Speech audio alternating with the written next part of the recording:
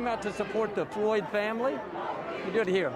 I came out to support the Floyd family, tell them that we love them, that we grieve with them, we care about them, we love them, we stand with our black brothers and sisters, that we are all made in the image of God, so we're just here to support them. All right. Just message to Houston right now on this march down here to City Hall. Well, it's an important time in our city. You know, we feel the pain. We're all outraged. But I think we can turn the anger into action, that we can do our part to love one another, to treat each other with respect and honor. Anything more that just having action? Well, I'll say one more thing. I don't believe George's death is going to be in vain. God knows how to take what was meant for harm and somehow bring good out of it. This can be a turning point in our city and our nation, that we can learn to love and accept each other in spite of our differences. That's good. Well, let's go ahead and I'll get started. I want to introduce our guests. Thank you again, Bishop, for that great poem. I do appreciate that. Bishop Derek Calhoun, the voice you just heard, is the overseer and co-founder at New Vision International Ministries, located in Bridgeport, Connecticut. And he currently resides in Jacksonville, Florida. Pastor Sean Coley, Sean, if you raise your hand so the guests can see you. He is in Destination Church in Kearneysville, West Virginia. Thank you, Pastor Sean Coley, for joining us tonight. And then Pastor Cedric Howard at New Heart Church of God in Christ in Houston, Texas. And so, Pastor Howard, it'd be great to even hear you tonight talk about how all of this has impacted your city. I believe that George Floyd was living in Houston, if I'm not mistaken. And so I'm curious tonight if, that things have become worse or if things seem to be getting better, and how the other community leaders are getting together to assist. So I won't belabor the time. Let me go ahead and jump into some of these questions, gentlemen. The first question, Pastor Coley, come to you for this one, but then we'll have each of the leaders also answer this as well. Pastor Coley, what was your initial response when you heard the news about George Floyd? Your initial response, meaning where were you? How did you get the news? And then part two of that, Pastor Coley, is walk us through what your emergency meeting was like with your leadership team the day that you got the news. Okay, so I unfortunately found out through social media. I was in my regular day routine. Actually, I didn't find out till the next morning. And what I saw is the same as with me, it happened kind of similar to the Ahmaud Arbery situation. I did not even know what I was seeing at first. I just turned on the, social media, check out some things and see this video being shared. And when I saw it, immediately my heart sank. And at first I would say it was more shock and horror, to be honest with you. Because what I was witnessing was in my opinion, okay, I'm not an attorney, don't act like I am, but in my mind, what I saw was murder. And it shook me, and for a variety of reasons. And actually, that night, I teach a small group setting, and some of my leaders are there, and different people are there. And I actually needed to, before I went to leadership and people like that, because my church is a little different than a lot of churches because it is completely integrated. It is not like, it's not Join the meeting. We'll get into the integration, Pastor Coley, but I want you to go through just in this first question and tell us your initial response and how you brought your leadership team together. I had to speak to people almost individually because I had to process too. As a pastor, sometimes you have to go into this CEO mode, but I had to process, and literally I broke down in a way I didn't expect to break down. And so this has been very challenging because with our leaders, we've had to talk mostly about really how we respond as the body of Christ to these situations. And different people respond differently. And so we've had to come up with a kind of a uniform way of discussion amongst ourselves as to how we, I've literally had to call leaders and say, watch what you're posting. What are you saying? It's been interesting. I've had to take it almost as a case by case basis. And I think it's harder for us in some respects because of COVID. So I don't know where you guys live, but where we live, people aren't really meeting yet. And so that's created an even bigger issue. And in some ways, I think it's been more harmful because I've found when things like this happen, the quicker we can get people together and mourn and get angry together, the quicker we can start to heal. But when we're not seeing each other and things like that, it creates a difficult situation. But for us, I've had to really almost take a personal approach to each leader as to this is what the kingdom's response should be. Yeah, that's good. Pastor Howard, I've had the pleasure of visiting your church in Houston, Texas. I really appreciate you having me, and the word that you brought that day really revolutionized and changed a lot of things for me. Talk to us, though, the same question, Pastor Howard. How did you initially handle the news, and then what was that first emergency meeting like with your leadership team? First of all, I'd just like to thank you, Dr. Motley, for the invite. Honored to be here with Calhoun and Pastor Cole and yourself on Zoom. Actually, I have, since the pandemic, started a Zoom among senior pastors where we would come in and just try to find out what is our next move, what is our next step, how do we even begin to do ministry effectively post-pandemic. And so that has been our discussion. It seems when this particular event happened, when George Floyd was murdered on video, it kind of just shifted our conversation.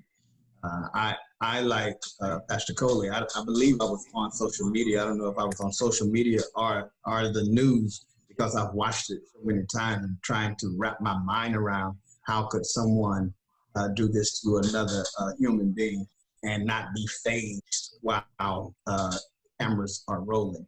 And it's supposed to be a person that is to protect and to serve. And so I felt all of the emotions, everyone else, emotion of being sad, being angry, all of those different emotions. Now, I started this Zoom with senior pastors. We came together first before I even talked to my church. I actually just kind of wanted to talk to other leaders, and it was the same thing. Everyone was basically in the mode of just venting at that particular time. But then it kind of started bringing in, because we actually have one of the pastors that he's going after being a politician here in the city of Houston. We start gearing our mindset around trying to get someone elected that we can actually have on our side to start putting into place policy, some changing laws and systems to help us get through this system that has actually been going on for years and years. And so that was actually our focus. After that, I began to, try to process and pray myself. And I came up with 5 different things that I actually put out among not only the church followers, but all of my followers. And I began to talk about how about investigating and reviewing police records that show history of patterns that are racially suspect, cycles of racial profiling, and begin to look within those confines and begin to find all the people that fit that profile. If you see that pattern, go ahead and get them off of the force. There needs to be an extensive background check for those that are coming on the force. test and review of racial actions and thoughts. Those who desire to join to be part of the police force. Police who would give intel of other officers that are racial profiling and exercising brutality should not be considered a snitch and should not be in fear of retaliation of any kind from the force, that blue coat police who stand by and do nothing when they have took a vow to protect and serve should be held accountable for their actions. And so we were glad to see that the other officers were arrested and they have been charged. So that's actually taking place now. And Let me pause you there for a second, Pastor Howard. Yes. That's really good. I want you to dive in just in a second about, how the response in Houston. But I want to jump to you, Bishop Calhoun. Talk to us really briefly about your first response, how you found out about the news, and then what your phone call to other leaders was like.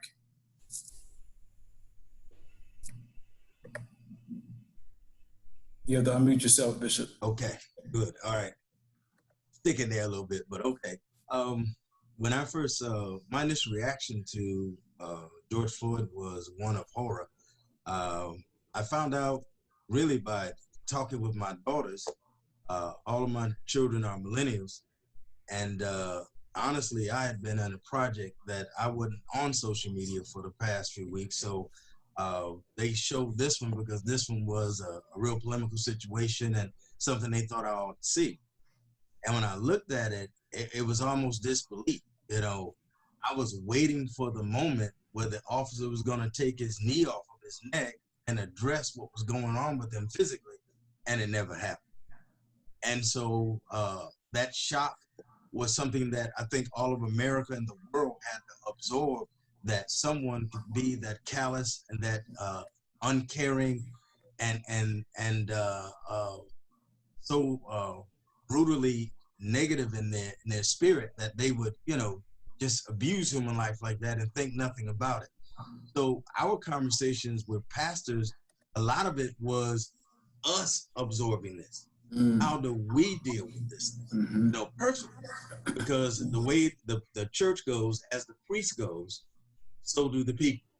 So we had to talk about getting ourselves together, because you can literally get in a pulpit and use it as a whipping post to preach all kinds of things that aren't, of God.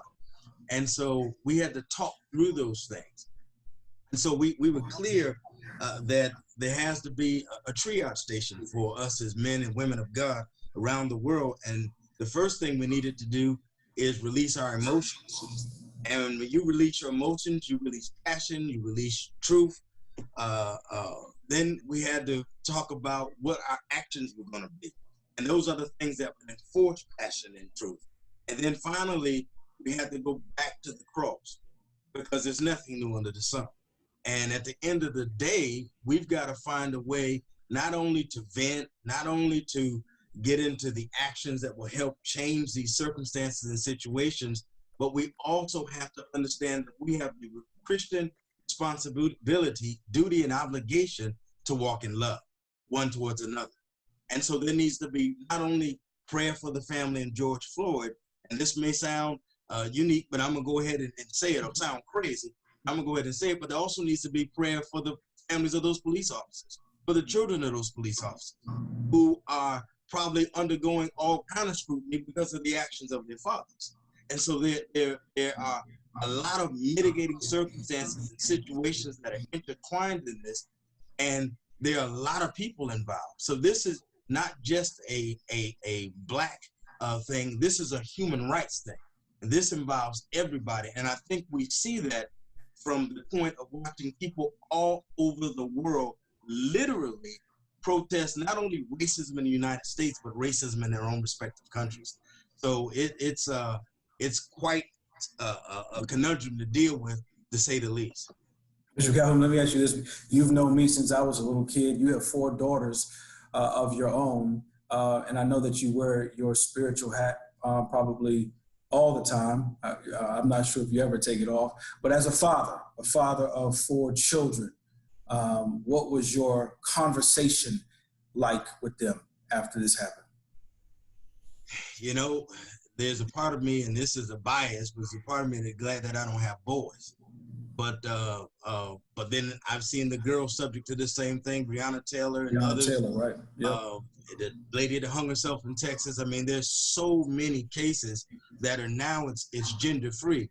So I talk to them about if they should ever get pulled over, what kinds of things they need to do. Remaining calm, being prayerful, you know, while the cop is approaching them. Don't get anxious. Don't respond in a way that could be perceived as negative. I talked to them about what we just shared initially about how this feels and how this thing has been going on for a very, very, very long time. It's just the fact now that we have internet, we have media, we have devices that can record these things live, literally while they're going on. And so it opens a Pandora's box for people to see what's been going on for years and years and years and years. And so I've talked to them just simply about addressing themselves in such a way that they're not perceived as a threat in the midst of something that, with a traffic stop or anything like that. Because if you're perceived as a threat, there's a danger that you're bringing to yourself. I appreciate that, Bishop. You know, sometimes just being Black is perceived as a threat too, right? And so I know it's important to just talk about the perception, but you know, our Black skin is not something that we can hide. Pastor Coley, really quickly, I'm curious to know, and you've got 2 boys and I think a beautiful young girl now, what conversation have you had with your children about all of this? We talk about this stuff frequently because my family is a mixed race family, multiracial family, however you want to say it. And my kids, because of that and because of my heritage, my kids are different shades. And I hate to even think that way, but one might be impacted more than another. And we talked about that. And we talked about, you know, it was interesting to see how hard this hit my children, because I know a lot of parents might not agree with what I did, but I didn't allow them to watch the whole thing, but I let them see what was happening because I wanted them to feel it and to know. And my oldest son, he's very tenderhearted. I could tell he was struggling. He began to weep. And he said to me, he said, "Dad, this is wrong." He says, "Wrong? Like what? Why?" You know, he thinks of, you know, I teach my kids, you know, we don't say I don't see color, that's disingenuous, right? We all see it, but how you respond to what you see is the key. And, you know, just talk about our own family members of different colors. Like I tried to explain to them the difference of what, how different people were treated differently and unfairly simply because of how they look. They didn't even have no one asked to be born how they were born. And I explained to them about kingdom justice. And my younger son, he's a little more, his middle name is Elijah, and he's the fireball. And he was like, because I asked him, I said, "So what do you think should happen?" And my younger son, you don't even know what he said should have been done to the police. I said, "See, this is why I got to pray over you, boy, because it hit them hard." And they were like, you know, but even as children, they could recognize, you know, they said, you know, wrong is wrong. And we have to have these conversations because the only way we're ever going to shift the system is to invade it. And not just that, we have to train our children. We have to teach them. We have to show them. And, you know, we take that very serious in my household. And hopefully my kids will live to see a better day than even what we've seen, because conversations like this are being had all around the world in every different culture right now because of this. And hopefully we can show the next generation an even greater way. Yeah, I appreciate that. Pastor Howard, Pastor Coley has young kids, and I know your kids are grown. And so curious to know if the conversation between young children and old children may be different. What was the conversation like between yours? The conversation between my kids were, first we just talked about how horrific the situation was, the event that we all witnessed. And then I went into just start letting them know, you know, we're living in the last days, living in perilous times. The Bible has given us prophecy, what's going to come to pass, and we're literally seeing different things happen that the Bible said would happen. And the thing that I just begin to speak to them is to just encourage them to do self-evaluation, their relationship with, and to get closer to God, because especially in this moment,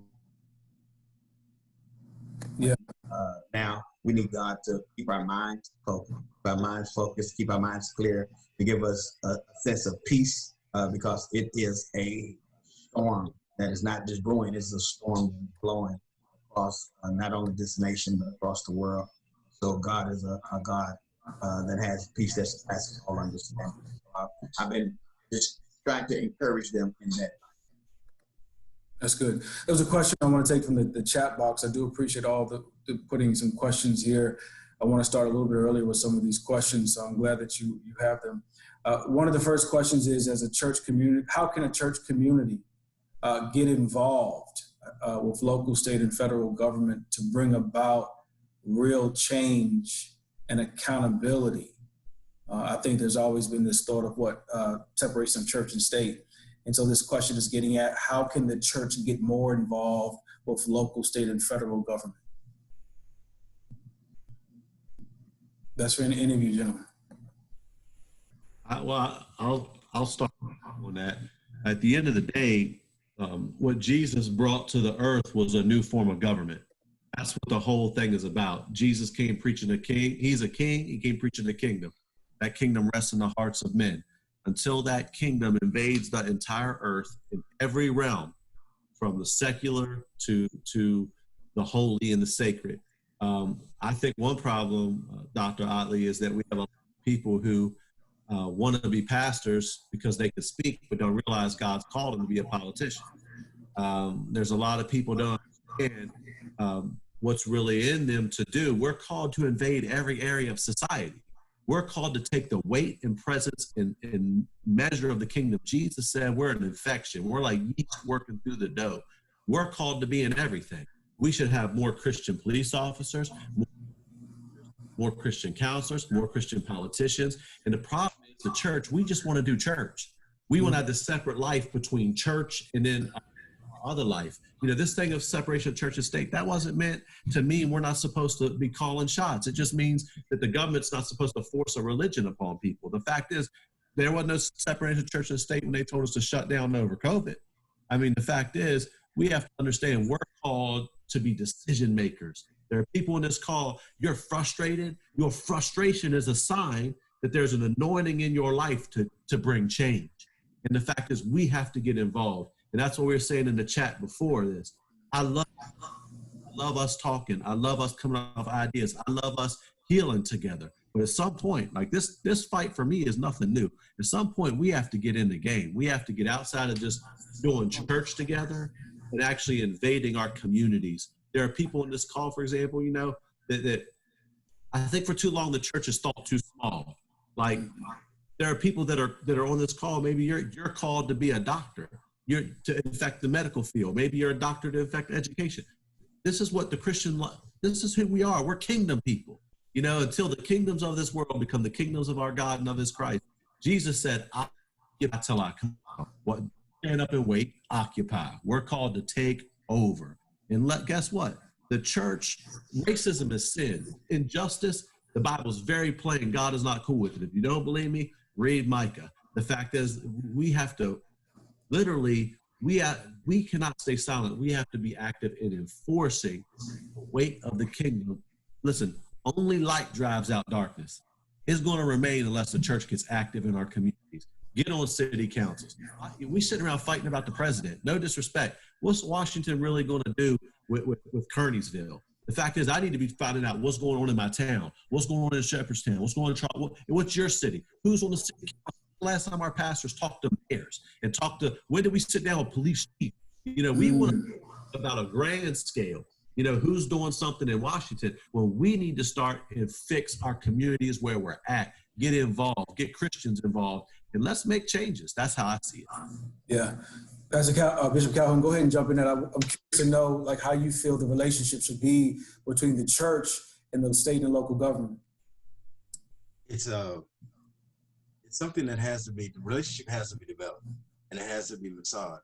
But one of the things that's critical, and I've been a part of organizations, development of organizations that have actually gone to City Hall, been in the board meetings at the Board of Ed, State Board of Ed, Governor's Office, and so on and so forth. And this organization, to answer the question succinctly, the organization first had to spend time, Dr. Otley, developing plans. I think one of the things that is critically important, even in this moment today, is that members of the church come together and develop a plan, a organized plan. I have no problem with the protests, no problem with being in the street, but I also know that once we leave the street, if we do not put a specific kind of pressure on those who are in legislative positions, municipal, state, and federal, that nothing, and I mean absolutely nothing, will change. And so Bishop Calhoun, in that same vein, Bishop Calhoun, I want to push you a little more with this question that deals with congregations, because you're talking about making a plan in the church, which is very prevalent. But how do you charge your congregation to go out and impact their communities with that plan? It's great to design a plan, right? But how do you encourage the congregation who comes maybe on Sunday and Wednesday, or maybe Sunday only, to go out the other 5 or 6 days a week to carry out the plan that you've designed? It's really now I'm not pastoring now, so I have a young man, a son who's pastoring. Pastor Upshaw is doing a great job in Bridgeport, Connecticut. But when I pastored, I'm gonna speak from when I pastored, we organized from the top down.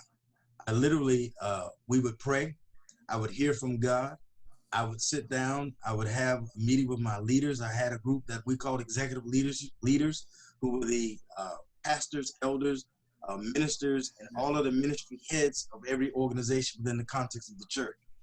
Once we met with them, it was now their job to take it down to the members of the groups in which they were in charge of. And then whatever the event was, for example, we used to have we were on the south side of Bridgeport, Connecticut, and we had a community day. And we had that community day, we would literally go into the streets of our community and clean all of the streets in a 33-block radius, a 23-block radius.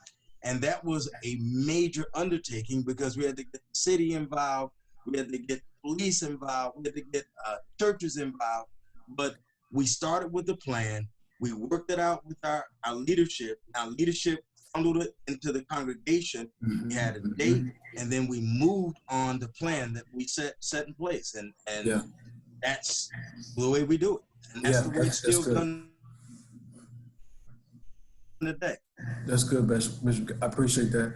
Pastor Howard, really quickly, this another question from the chat box. Curious to your thoughts. It reads, this was obviously a tragedy beyond all comprehension, right? Especially in your city in Houston, you probably have seen it and heard it, even more because that's where George Floyd lived. But the question is, how do we react as Christians when we experience these situations time and time again? Sure, we can pray and ask for strength and encouragement to get through this, but it feels like you develop a defeatist attitude when you consider the length of time that we have experienced this type of scenario. With all that being said, we've noticed marches have taken place and protests have taken place throughout the years when we've seen this. But I don't know if you heard it before, but I definitely felt it, and I've definitely been hearing others say that this one just seems different. Absolutely. There's a different feel in the air and the atmosphere about this one, and it was definitely something great to witness that our city came together. Police force was there, people marching, our mayor speaking, and different ones having the mic, but everyone saying the same thing, getting on the same page, and everyone is now saying that was good that we protested, good that we did all of that, but now there has to be follow through. I believe that this time that we're going to have the strength to follow through, meaning that when we say that we want to put this in place and put that in place, then we're going to have to make sure that we get out and vote so those different things that we want to be in place actually come to pass. Pastor Howard, has there been a bunch of leaders in Houston who are getting together on a Zoom call each week? I know we're still in COVID, so I'm sure you guys are not, meeting at a restaurant. But has there been conversations with multiple leaders, spiritual leaders in Houston, who are talking about exactly what you're discussing tonight? Like I said, I actually started a Zoom among pastors all over the Houston area, and we definitely have been talking, but we are still trying to get connected with everyone else, with other entities, because it's not going to come from the church world, as you know. It's going to have to come from the police world. It's going to have to come from City Hall as well. And so we're definitely prayerfully going into this, trying to get a greater connection so that everyone can be on the same page too. Yeah, that's good. Pastor Coley, really quickly, curious about, I remember you saying in the chat room earlier where all of us were kind of just prepping that you lead a multiracial congregation. And I'm curious if the death of Breonna Taylor, Ahmaud Arbery, and now George Floyd has divided the congregation in some respect. On social media, I see a lot of, when Black Lives Matters is posted, then I see responses of All Lives Matter, right? And so curious tonight, because you do pastor a multiracial congregation, has there been a divide, and how have you addressed that? Yeah, I believe in some respects there has amongst certain people, and this is the reason why, and this is the problem, and this is my opinion. I believe for too long we've allowed things like race to become politicized. So what happens is when something like this is so grotesque happens, immediately people, I almost feel like it's not even, sometimes it's not even a black-white divide, because there's people on each side that have, that whatever race they are, but whatever their political affiliation is, they respond differently. And it's almost like too many Christians are more Republican or Democrat than they are Christian. And so their loyalty becomes more to a party than to humanity and to what you see. And so what happens in a church like ours, if you're not careful, then you have good, well-meaning people that will share narratives that they don't understand. So, for example, I know well-meaning people that love Jesus. I know them well, and they're not racist.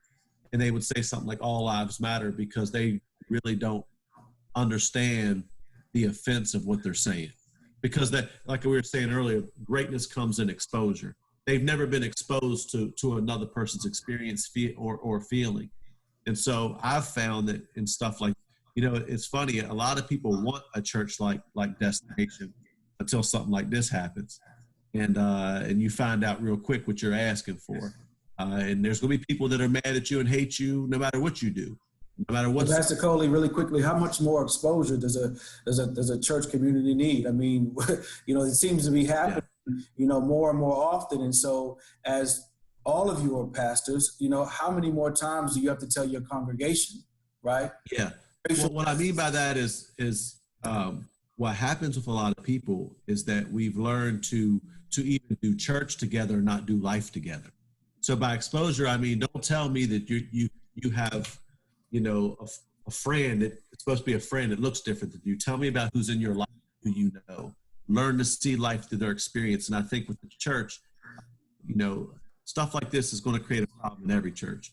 But especially when you have a multi-ethnic, multi-racial, multi-generational church, we have to be very mindful of calling sin, because what I saw was murderous and evil. We have to call evil to light. The church should never be silent about matters of injustice and inequality and systematic racism and these type of things. We have to be the front line to fight. And it's important to learn how to show all people how to empathize and love and see life through the other person's perspective, because I believe that exposure to their perspective helps to change the narrative and helps you understand them better. Like I was sharing with somebody the other day, I said, when someone says, because someone was like, where Black Lives Matters in the Bible. That's one of the because I get these messages all the time. You don't want to know some of the messages I get. I said, okay, why don't I do that? And so I led them to the story where Jesus said, about, he would leave the 99 to find the one. I said, no one's saying that the 99 don't matter. What we're doing is we're shedding light on the one that's going through something the other 99 aren't. And so what you have to understand is how to empathize and see that these people in the church with you, they are your family. That's your brother. We are a kingdom race. I celebrate our differences, but the New Testament is very plain that we are one people in the kingdom. You know what I mean? And the fact is, listen, this is a hard battle, but we have to have hard conversations. And when I talk about when you have to sit down with people who've been raised with private prejudices in those things, we have to have tough conversations with our people, Dr. Otley, and we have to call those things out as we see it, because when they get exposed to even their own prejudice, it helps bring that healing and breakthrough that they need. Pastor Cully, I appreciate that. To segue into hard conversations, Bishop Calhoun, I'd like to ask you this. This was a question in the chat. Those who profess to be Christians, but then support the policeman's actions, right? Or those who profess to be Christians and support bigotry and racism from the President of the United States, right? So you have these Christians who are supporting these negative things. What do you say to those people, right? Those who profess to be Christians, but then support some of the negative narratives that we've been reading and hearing about? That's a difficult question, Dr. Ali, but I would say this, that what people need to understand who may not be Christian or are Christians, that we're all sin and fall short of the glory of God. So that means there may be a person who is saved or born again and still have racist beliefs that have to be dealt with. A matter of fact, I use myself as an example, growing up in Connecticut and having some situations and circumstances of being a young Black man in a predominantly white school, and being 18 and 19 and just going through some real, I'm not going to go into any details now, it takes too long to get to the story, but going through some real difficult times, it caused me to feel, as the young people say, some kind of a way about my white brother. And it took a meeting, as Pastor Coley was saying, where it was a coalition of both Black and white people coming together, and me being in the position to share exactly what happened to me when I was 18 years old. And then my white brethren responding, literally when I was telling the story, some of them started crying. And we began to hug each other, and there was apologies and things that were talked about, in terms of, I learned, because there was some people there who were racist, and they said, hey, I learned, and I'm gonna say what they said, I learned to call you a coon because that's what my daddy taught. And now that we've spent 3 days together, I realized that you're not a coon, that you're a human being. And I remember the guy at the end of the meeting, he was like 6'4". He literally picked me up off the ground, which isn't hard because I'm only 5'6", but he picked me up off the ground and gave me this huge bear hug. And we've been friends ever since because we challenge each other to tell the truth. There have to be lines of communication that are open so that, we can understand why people are racist. Where did they get this bigotry from? Because usually it's passed down through the bloodline of the family. And so it just has to be addressed and dealt with in an environment that's organic and non-threatening and no judgments. That's good, Bishop Calhoun. Pastor Howard, curious to know, as Bishop Calhoun mentioned, lines of communication must be open. There's a question here in the chat box about, the slave trades, the lynchings, the civil rights movement, all the racism and police brutality that we have endured as a country. If someone was to come to you, Pastor Howard, and ask you, where is God? How is God not protecting Black communities specifically from all of these things for all these years? How would you respond? When I began to look at what takes place in this day and time, a lot of times I look back at what God did in Scripture, and we see that God had a chosen people. Sometimes the things that we are faced with is not actually sent by the enemy. Sometimes things God is allowing us to go through to make us, to get us stronger, to get us on our knees, to get us to hint. So it's a lot of things that are taking place. So there's different variables that are taking place. But through that, we see as the Israelites were being had hard taskmasters over them, they continued to produce, they continued to multiply, they continued to go on. God is there in the midst of what you're going through. He's allowing you to continue. We're still here. That's God. We're still here. We still have our strength. We're still making it. There are people who are definitely progressing even during the times of struggle. And so God is always there. God He's here even now while we're going through what we're facing. And God is, if we don't rely on God, we turn our backs on God saying it's God's fault, that's going to be a tremendous problem for those people who do that. But people who hold on to God and keep their faith, continue to believe that God is going to bring them out, those people are going to actually see God bring them. Pastor Howard, just on that same kind of vein and conversation, curious to know, because the African-American community who have endured this type of offense for 400 plus years, right? There's no other race in the Americas that have experienced quite like that. What is your response? And you're a pastor, theologian, historian, I'm sure. What have you found in your research, in searching through history, as to maybe why it is one particular race may be experiencing this more than another? I truly believe that God has chosen us. God knows who can bear whatever pressure. God is allowing us to arise even from the pain, even from the pressure. If you really take note and look around, you are a doctor. You know what I'm saying? It's people are doctors, lawyers. You start looking through history, you'll start seeing all of the inventors, people who will literally help build America, people who were in slavery, came out of slavery, taught themselves how to read and to write, and actually became landowners. Even through all of that pain and that pressure and that trial and that trouble, they still have been able to persevere. It's letting us know that God is still working through us. Mm-hmm. He's still working through it. That resonates so well with me, Pastor Howard, because you're right.